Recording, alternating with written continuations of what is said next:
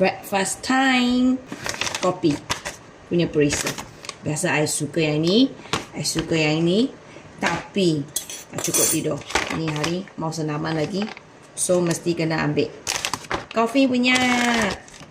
Tak ada gula tambahan, semua tak ada, tapi khasiat dia banyak lah. Ada protein, ada fiber, ada good fat, semua minerals yang badan kita perlu. Okey, letak 200 ml punya air seperti biasa. Air suhu bilik saja. Okey.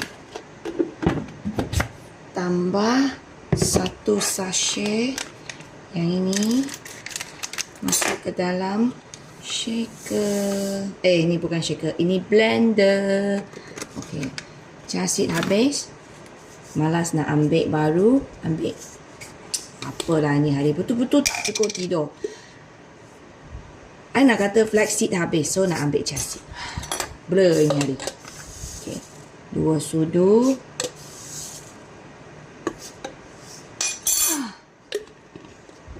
Muka pun macam belum bangun. Sebenarnya tak ada tidur pun rasa semalam. Okey.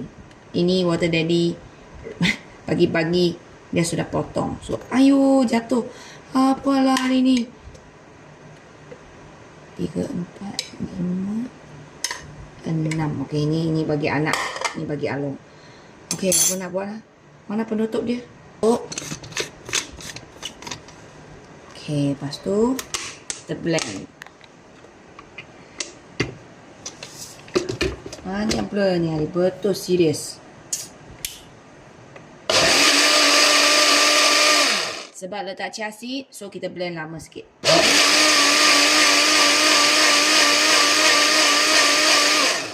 Patutlah chia seed ni kena rendam. Okey, kalau korang nak makan terus macam saya, korang blend bagi dia halus betul-betul. Kalau betul lah, chia seed kan tadi saya kata. Kalau flaxseed tak perlu. Flaxseed sekejap je.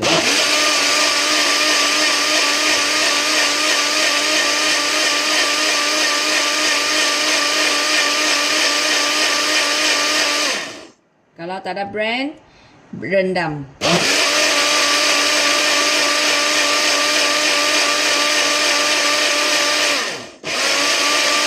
Rendam biasa kalau 4 jam, okey, suhu bilik.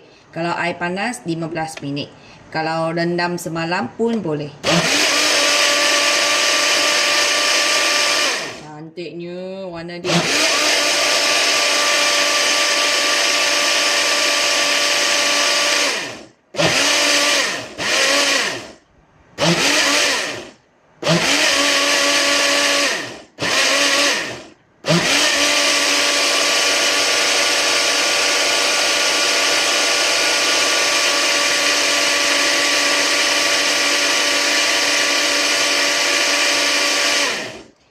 Wah, sudah.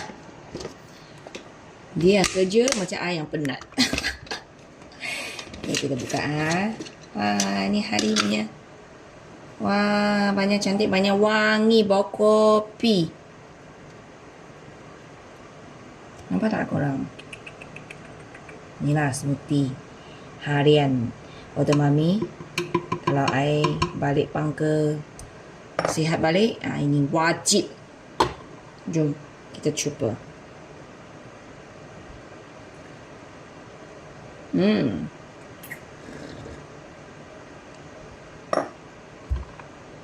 Sedap sangat-sangat.